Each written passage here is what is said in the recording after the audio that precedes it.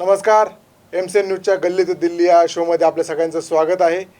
आणि जी आता लोकसभेची रंगत आहे, प्रत्यक्षात आज तर अनेक उमेदवारांनी उमेदवारी अर्ज भरले आणि प्रत्यक्ष या रणांगणाला सुरुवात झाली आहे. माझ्यासोबत या लोकसभेचा ज्या जागांचा तिढा आहे त्यावरती चर्चा करण्यासाठी एमसीएनचे सल्लागार संपादक ज्येष्ठ राजकीय विश्लेषक संजय वरकर सर आहे. सर, स्टुडिओत खूप स्वागत आहे. आज आता निवडणूक आणि हे तर प्रत्यक्ष सुरुवात झाली, म्हणजे तुल्यबळ सगळ्याच उमेदवारांनी आज अर्ज भरले. पुण्यामध्ये सुप्रिया सुळे आणि सुनेत्रा पवार, रवींद्र धंगेकर, अमोल कोल्हे या सगळ्यांनी जवळपास आज अर्ज भरलेत. आणि आज जी लढाई म्हणता येईल आता ती एक जोरात रंगात आली आहे. विदर्भात पण आपल्याला खूप सारे आज सगळ्या नेत्यांचा जो दिनक्रम होता व्यस्त होता आणि सगळ्याच पक्षांनी आपापले उमेदवारी अर्ज दाखल केले. पण तरी इतक्या धावपळीमध्ये, इतक्या याच्यामध्ये काही जागांचा तिढा कायम आहे. काल आपण म्हटलं होतं की ज्या जागा बाकी आहे त्यांच्यावरती बोलणार आहोत. 2 जागांचा तिढा तर काहीच सुटत नाही आहे. त्याच्यामध्ये संभाजीनगरची जागा आहे आणि नाशिकची जागा आहे. ह्या 2 जागा आणि कारण आज जी आहे जो अजून एक असाच तिढा कोकणामध्ये होता. कोकणामध्ये नारायण राणेंना तिकीट मिळणार की नाही, रत्नागिरी आणि सिंधुदुर्गावरनं भाजपा विरुद्ध जे उद्धव बाळासाहेब ठाकरे शिवसेना आणि बाकीची महाविकास आघाडी यांना रोज डिचवत होती, तुम्हाला तिकीटच मिळत नाही, तुम्हाला तिकीटच मिळत नाही, कुठं बोलताय. तर त्यावरती आज शेवटी ती जी जागा आहे ती शिंदेंच्या शिवसेनेची होती, जी आहे ती मागणी होती. पण आज तिथं कॉम्प्रोमाइज झालं आहे आणि नारायण राणेंना शेवटी भाजपकडनं उमेदवारी मिळाली. तिकडे त्याच्यावरती बोलूयात. त्याच्यानंतर संभाजीनगर आणि नाशिकवरती बोलूया. सर, कोकणातली ही लढाई आणि तो परंपरागत म्हणता येईल अशी कायम जी आहे, नारायण राणे आधी शिवसेनेत होते, नारायण राणे आणि व्हर्सेस विनायक राऊत अशी लढत आहे. मागच्या 2 वेळेस नारायण राणेंना एकदा खासदारकीला एकदा आमदारकीला पराभव बघावा लागला आहे. आता कसं बघता? नाही, आता या लोकसभेच्या निवडणुकीमध्ये एक आपल्याला अधोरेखित होतं महाराष्ट्रामध्ये की महाराष्ट्रामध्ये जी महायुती आकाराला आलेली आहे, म्हणजे विशेषतः एकनाथ शिंदेंचा गट गेल्यानंतर अजित पवारांचा जो गट गेलेला आहे तो गेल्यानंतर साधारणतः लोकसभेला जर असं चित्र असेल तर विधानसभेचं हे ट्रेलर आहे असं म्हणायला काही हरकत नाही. कारण जर इतके प्रमुख उमेदवार आहेत की जिथं प्रमुख उमेदवारांसाठी तुम्हाला रस्सीखेच करावी लागत आहे. नारायण राणेंसारखा फायर ब्रँड जो महाराष्ट्राचे मुख्यमंत्री राहिलेले आहेत ते, आणि कोकणमध्ये त्यांची एक लिडरशिप आहे की कोकणामध्ये नारायण राणेंचं एक नाव आहे. अशा नेत्याला तिकीट मिळवण्यासाठी ज्या पद्धतीनं प्रतिष्ठा पणाला लावावी लागली भारतीय जनता पक्ष जो सत्तेत आहे, तर तीसुद्धा सगळ्या महाराष्ट्रानं बघितलेली आहे. नारायण राणेंनी किती दावे केले होते की माझ्यात तिकीट येणार आहे म्हणजे येणारच आणि ते दिल्लीहून येणार. उदय सामंत योगायोगाने काय होतं की नारायण राणे हे सुद्धा उद्योग खात्याचे मंत्री राहिलेले महाराष्ट्राचे, आणि आता उदय सामंत हे पण उद्योगमंत्री आहेत. हा योगायोग आहे. परंतु तिकीट मिळवण्यासाठी जे उद्योग यांना सगळे करावे लागले त्याची महाराष्ट्रभर सगळी चर्चा झालेली आहे. त्यामुळं उद्योगमंत्र्यांचे हे उद्योग आता सगळ्या महाराष्ट्रांनी उमेदवारी मिळवण्यासाठी जे बघितलेले आहेत, तो एक फार मोठा प्रश्न जरी निकाली निघाला असला तरी यामधून एक चित्र स्पष्ट झालेलं आहे की भाजप आणि शिंदे गटामध्ये प्रचंड रस्सीखेचीतून पुढं असणार आहे. कारण त्यांचं कॉमन इंटरेस्ट खूप ठिकाणी, जरी एकनाथ शिंदे उद्धव ठाकरेपासून वेगळे होऊन बाजूला राहिलेले आहेत, एकनाथ शिंदे उद्धव ठाकरेपासून वेगळे झालेले जरी असले तरी त्यांचा जो शिवसेना आहे, मूळ शिवसेना धनुष्यबाण त्यांच्या हातामध्ये असं ते म्हणतात. तर त्यामुळे ते 30-35 वर्षे ते एकत्र काम केलेले भाजप आणि शिवसेनेचे कार्यकर्ते. अशा वेळेस त्यांच्यामध्ये साधारणतः एक मिनिमम अंडरस्टँडिंग म्हणा किंवा मॅक्झिमम अंडरस्टँडिंग त्या मतदारसंघामध्ये तयार झालेलं होतं. आणि मग तिथं काही इच्छुक उमेदवार पण असतात. म्हणजे आपण संभाजीनगरचं उदाहरण मी नंतर सांगतो, पण हा विषय आधी कंप्लीट करतो. तर कॉमन इंटरेस्ट त्यांच्या दोघांमध्ये प्रचंड आहे. म्हणजे मूळ शिवसेना ज्यांना नाव दिलेलं आहे आणि त्याच्यामध्ये मूळ याच्यासाठी म्हणावं लागेल की बहुतांशी प्रस्थापित नेते जे आहेत, जे खासदार आहेत विद्यमान आणि आमदार आहेत, ते आता एकनाथ शिंदेंच्या सोबत आहे. त्याच्यामुळं यांना जिथं जिथं संधी आहे तिथं भाजपला असं वाटतं की आपल्याला इथं संधी होती, जर हे युती तुटलीच होती शिवसेनेसोबतची आपली, तर त्यांनी पण तयारी सुरू केली होती भाजपच्या लोकांनी की उद्धव बाळासाहेब ठाकरेची शिवसेनेला वेगळं ठेवून भाजपच्या मंडळींनी ज्या पद्धतीनं काम करायला सुरुवात केली होती, तर त्यांना कुठंतरी मोठा ब्रेक लागतो आहे. हे नारायण राणेसारख्या दिग्गज उमेदवाराच्या उमेदवारी जाहीर करायला जो उशीर झाला त्याच्यातून अत्यंत स्पष्ट झालेलं आहे.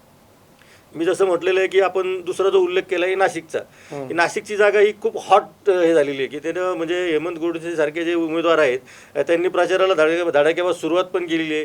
जसं सांगलीमध्ये घडलं की विशाल पाटलांच्या बाबतीमध्ये, तसं नाशिकमध्ये उमेदवारी जाहीर झाल्यानंतर काय होईल याकडे सगळ्या महाराष्ट्राचं लक्ष लागलेलं आहे. कारण हेमंत गोडसे मला असं वाटतं की ते रिंगणामध्ये शेवटपर्यंत तग धरून राहतील असं त्यांचे कार्यकर्ते आता बोलायला लागलेले आहेत. त्यामुळे नाशिकचं सुद्धा घोडं आडलेलं आहे.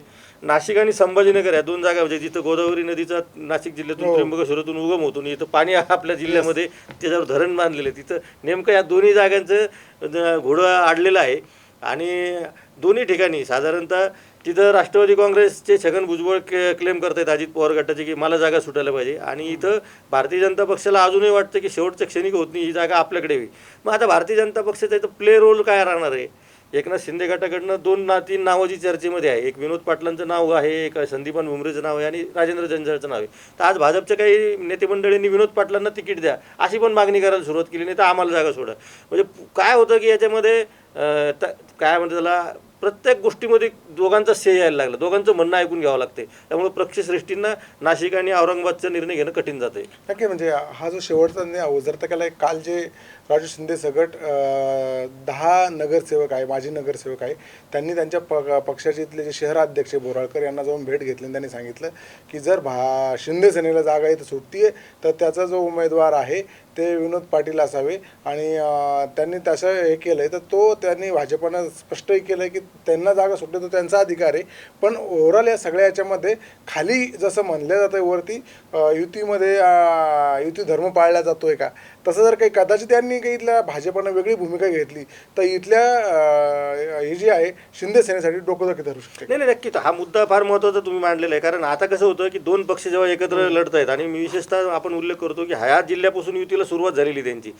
विनोद पाटलांच्या उमेदवारीला भारतीय जनता पक्षाने जाऊन त्यांच्या जिल्हाध्यक्षांना सांगणं की बाबा त्यांना तुम्ही तिकीट द्या आणि त्यांनी जरी असं सांगितलं असलं तर तो त्यांच्या पक्षाचा अंतर्गत विषय आहे.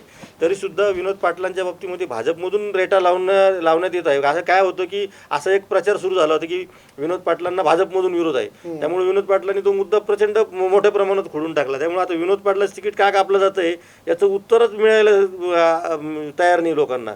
भाजपच्या लोकांच्या विरोधात आता भाजपचे जे महत्त्वाचे लोक आहेत शहरातले ते जिल्हाध्यक्षांकडे जाऊन सांगतात की बाबा आम्ही त्यांना मदत करायला तयार आहोत. याचा अर्थ त्यांनी संदीपान भुमरेच्या उमेदवारीला विरोध केला असं पण होतो ना. मग आता संदीपान भुमरेंना उमेदवारी दिली तर भाजपच्या लोकांचं म्हणणं ऐकून घेतलं नाही असं पण त्याचा अर्थ होतो. त्यामुळे हे जे भिजत घोंगडं ठेवलेलं आहे हे कुठेतरी भाजप आणि एकनाथ शिंदे गटाच्या शिवसेनेला खूप आंगलट येत आहे. आणि हा सगळ्यांना जो प्रश्न पडला की नाशिक आणि संभाजीनगर का, तर दोन्ही ठिकाणी जो विषय आहे नाशिकच्या पण जागा आणि संभाजीनगरच्या पण जागेवरचा जो दावा आहे तो शिंदे सेनेचा आहे. आणि नाशिकमध्ये तर ते गोडसे आताचे जे खासदार आहेत ते शिंदे सेनेचे सिटिंग खासदार आहे किंवा आताचे विद्यमान खासदार आहे. आणि इथली जी जागा आहे तिथं खैरेंनी आज परत एक प्रेस घेतली. चंद्रकांत खैरे जे महाविकास आघाडीचे उमेदवार आहे त्यांनी आज जाहीर केलं की आमचा पहिला टप्पा पूर्ण होतोय. परवा त्यांच्या प्रचारासाठी तर शरद पवार येतात आणि पुढच्या सगळ्या सभांचा धडाका त्यांनी लावला आहे. आणि अजूनही महायुतीकडनं उमेदवाराची घोषणा होत नाही आहे. ही एक काय म्हणता येईल त्याला एक मोठी चर्चेचा विषय जिल्ह्यात झाला आहे की काय अडले बाबा नेमकं. तर अडलं इथं आहे की अजूनही थोडं काय म्हणता येईल ते कन्फ्यूज आहे दोन्ही पक्षांचं की जागा शिंदे सोनेला सुटली हे जरी कन्फर्म म्हणत असलं तर सुटेपर्यंत त्याच्यात काही बदल होतो की काय असं वाटतंय. आणि जागा जर शिंदे सेनेला गेली तर उमेदवार कोण, त्यांचं म्हणणं आहे. आज यांनी प्रेस घेतली आणि तिन्ही उमेदवार आमचे जे आहेत ते इच्छुक मराठा आहेत आणि असं संजय सिरसाटनी सांगितलं. आणि उद्यापर्यंत आम्ही निर्णय 11पर्यंत आज जाहीर करू, कारण हा जो उद्या नाही येणार आहे तो मागच्या 10 दिवसापासूनचा उद्या आहे. उद्याचा आजच होत नाही. तो उद्याचा आज होत नाही, पण उद्या त्यांना उद्या करावं लागेल आहे कारण वेळ नाही आता जो येतो. नाही, हे काय झालं की हा औरंगाबाद लोकसभा मतदारसंघ जो आहे इम्तियाज जलील हे विद्यमान खासदार आहे त्याच्यामुळे त्यांनी पण सुरुवात केली. आणि चंद्रकांत खैरेंच्या उमेदवारीच्या बाबतीत ते शिवसेनेनं उद्धव बाळासाहेब ठाकरेचे काही हेच ठेवलं नाही. पण या इथं 5 मार्चला जी अमित शहाची सभा झाली होती तिथून या सगळ्या वादाला सुरुवात झाली असं माझं प्रामाणिक मत आहे. कारण राष्ट्रीय अध्यक्ष अमित शहा ज्या पक्षाचे त्यांचा आजचा शब्द महाराष्ट्रामध्ये फायनल वर्ड मानला जातो आणि ते औरंगाबादमधल्या सभेमध्ये येऊन असं म्हणतात. इम्तियाज जलील आता मुद्दा त्यांच्या प्रचारामध्ये प्रकर्षाने उपस्थित करतायत की अमित शहाच असं म्हटले होते की ह्या से हमको कमल भेजो. आता अमित शहा म्हणजे काही साधी व्यक्ती नाही ना, ते देवेंद्र फडणवीसपेक्षा सुपर पॉवर म्हणून ह्या सगळ्या ह्याच्यामध्ये तर नरेंद्र मोदी पिक्चरमध्ये पण नसतं. पण अमित शहा म्हटल्यानंतर त्यांचा शब्द प्रमाण मानला जातो. मग त्यांचा शब्द प्रमाण मानला जात असताना कमळ इथं येणार की नाही हा अजून चर्चेचा मुद्दा आहे. आणि मला असं वाटतं की हा कमळ आणण्यासाठीचा एक डाव आहे का, शेवटपर्यंत खेळण्यासारखे चाललेला डाव आहे का, अशी सुद्धा एक चर्चा चालू आहे की प्रत्येक नावावर आणायचं, त्याच्यावर एक मोठी फुली मारायची, नंतर प्रत्येक त्याच गटामध्ये हे करायचं. कारण हे काही गरजच नाही. समजा त्यांना उमेदवार ठरवायचा असेल त्यांच्या गटातलं, तर मग भाजपच्या लोकांनी भाजपच्या ज्या शहराध्यक्षाकडे एका उमेदवाराचे नाव लावू नये. याचा अर्थ तुम्ही आता असं करा की बा त्या उमेदवाराला विरोध आहे, ज्याचं नाव मागे पडलेलं होतं त्यांचं परत पुढं आणायचं. तर याच्यात भाजपचा काही डाव आहे का, असा सुद्धा एक प्रश्न पडतो. निश्चित, म्हणजे ते म्हणतायत की जो उमेदवार आहे म्हणजे त्याला काय म्हणताय तुम्हाला, तर त्या उमेदवाराला समोर आणायचं आणि याच्यात काही चुका काढायच्या, परत तो मागे जातो आणि परत दुसरा उमेदवार पुढे करायचा. आणि नक्की हे जे आहे ही का वेळ खाऊपणा जो केला जातो का तो मुद्दाम आहे, त्याच्यामागे काही स्ट्रॅटेजी आहे, याच्यावरती खूप मोठी एक चर्चा सुरू आहे. असाच एक जो आहे आपल्याला उल्लेख नाशिकचाही करावा लागेल की नाशिकमध्ये पण विद्यमान जे खासदार आहेत त्यांना विरोध आहे असं सर्वेतनं कळलं, सर्वेतनं सांगण्यात आलं. मग मध्ये छगन भुजबळांचं नाव पुढं गेलं. तिथले जे पाटील आहेत ते म्हटले की आम्हालाच उमेदवार मिळाली पाहिजे भाजपाची, आमचीच ताकद जास्त इथं. आणि नाशिकचंही रांगडं त्याच पद्धतीनं भिजत घोंगडं जे आहे तसंच झालं. आणि त्यानंतर संभाजीनगरमध्ये अजून एक मोठी गोष्ट प्रकर्षानं इथं सांगावं लागेल की महायुतीचं जे आहे इथलं कार्यालय आहे प्रचाराचं, त्याचं उद्घाटन झालं आहे आणि त्याला काल स्तंभपूजन केलं आहे. आणि त्याला जे ते भुमरे त्याला पूजेसाठी बसले होते जे आहे ते. आणि त्याच्यामुळं जे आहे सगळ्या याच्यावरती आहे की बिना उमेदवार ठरवता बाकी सगळं जे चालू आहे, फक्त राहिला विषय महत्त्वाचा, नवरदेव नाही आहे, बाकी लग्नाची तयारी झाली कसा. नाही, याच्यामध्ये खूप सगळ्या दोन्ही पक्षाच्या दृष्टीने खूप डॅमेजिंग आहे. कारण तुम्हाला जर मराठवाड्यामध्ये पाय रोवायचे, आता खरं म्हणजे पहिल्या टप्प्याचं मतदान म्हणजे महाराष्ट्रामध्ये उद्याच होणार आहे आणि दुसऱ्या टप्प्यामध्ये जे मतदान होणार आहे त्याच्या प्रचारासाठी पंतप्रधान नरेंद्र मोदी 20 तारखेला परभणीमध्ये येत आहेत. त्यामुळे अशा सगळ्या परिस्थितीमध्ये शरद पवारांच्या सभांचं, आदित्य ठाकरेंच्या सभाचं, उद्धव ठाकरेंच्या सभाचं आणि अमित शहापासून सगळ्यांचे दौरे जवळपास हे झालेले. आणि अशा सगळ्या याच्यामध्ये तुम्ही महत्त्वाचा उमेदवार ज्या जागेवरती सगळ्या महाराष्ट्राचं लक्ष लागलेलं आहे तिथं तुम्ही चाल ढकल करतायत. दोन पक्षाच्या महत्त्वाच्या नेत्यांनी, स्थानिक नेत्यांची काही बैठक होणार आहे का त्याच्यामध्ये, तेही काही कळायला तयार नाही. उमेदवार ठरवणार आहे तर शिंदे गटालाच जागा दिलेली आहे, तर ते शिंदे गट इतका वेळ का घेतो आहे आणि इतकं म्हणजे. आणि हे जाहीर करायची गरजच नव्हती. त्यांनी सरळ सांगायचं असतं की आम्ही आता अवकाश उमेदवार जाहीर करू, आम्ही आज जाहीर करू, उद्या जाहीर करू, आज जाहीर करू, उद्या जाहीर करू. हे जे झालं ना त्याच्यामुळं काय झालं की तिथं कुठंतरी फार मोठं त्याला काय म्हणतात मोठा अडथळा आहे त्याच्यामध्ये आणि काहीतरी तिथं शिस्त आहे. हे आता सर्वसामान्य लोकांना कळून चुकलेलं आहे. नाही, ऑफ द रेकॉर्ड सगळीकडे सांगितलं तर संभाजीनगरचे जे पालकमंत्री आहे संदीपान भुमरे हे इथल्या महायुतीचे उमेदवार असतील, ते धनुष्यबाणावर लढतील. ते शिंदे सेनेकडनं जे सीट आहे आणि ते नाव संदीपान भुमरे यांचंच असेल हे मागच्या 8 दिवसापासून ऐकलं जातं आहे. मग जर भुमरेंचंच नाव संदीपान भुमरे हे उमेदवार आहे, संदीपान भुमरे लढणार आहेत, ते पालकमंत्री आहे आणि त्यांचा मोठा से आहे किंवा त्यांना उमेदवारी जाईल असं जर फायनल होतं आहे तर मग इतके दिवस काय घेतलं? नाही, मग आपण तेच म्हणतो ना, तसं नाही आहे ते, तसं नाही आहे म्हणून तर हा सगळा वेळ चालला आहे की विनोद पाटलांच्या बाबतीमध्ये सुद्धा अत्यंत सकारात्मक चर्चा वरच्या पातळीवर सुरूच आहे. आणि तिसरा एक असा उमेदवार आहे की जो म्हणजे अजून चर्चेत येत नाही, पण राजेंद्र जंजाळ हे अजूनही राजेंद्र जंजाळांना आग्रह केला जातो की तुम्ही ह्या सगळ्यांनी याच्यात जर काही डिस्प्यूट येणार असेल तर तुम्ही उमेदवारीसाठी पुढं काय येत नाही. तर तो एक महत्त्वाचा मुद्दा आहे, त्याच्यावर चर्चाच होत नाही जास्त. पण विनोद पाटील आत्ताही स्पर्धेमधून बाद झाले असं मला अजिबात वाटत नाही, कारण अंतिम निर्णय घेताना ह्या सगळ्यांना स्थानिक नेत्यांना विचारात घेतलं जाईल. आजही संध्याकाळी आणि उद्या जर जाहीर करायचं असेल तर आज संध्याकाळपर्यंत यांना परत एकत्र चर्चा करावी लागेल किंवा जर झालेली असेल तर मग आता संजय शिरसाट आणि ते प्रवक्ते महाराष्ट्राचे तर ते काहीतरी निर्णय आणि भूमिका आज संध्याकाळी काही इंटेन्शन म्हणजे काय त्याला म्हणतात इंडिकेट करतात का, याकडे पण आपल्याला लक्ष ठेवावं लागेल. नक्कीच, म्हणजे आज संध्याकाळी म्हणजे आज आता संध्याकाळ तर झाली आहे, आज रात्री उशिरापर्यंत काही जे आहे ते एखाद्या उमेदवाराचं ज्या 3पैकी एखाद्या नवीन उमेदवाराचं नाव येतं की नवीन उमेदवाराचं नाव येतं हे बघणं औत्सुक्याचं ठरणार आहे. आणि उद्या जो आहे ते उद्याचा जो सगळा शो आहे तर आपल्याला असं वाटेल की उद्या दोन्ही उमेदवारांचा तिला सुटलेला असेल त्याच्यावरती बोलूयात. आणि उद्याच्या सगळ्यांचे फॉर्म भरून झाल्यानंतरच्या मुख्य लढती आहे, बाकी राज्यातल्या काही लढतींवरती आपण चर्चा केली होती, पण उर्वरित काही लढती आहे त्यावरती चर्चा करणं भाग आहे.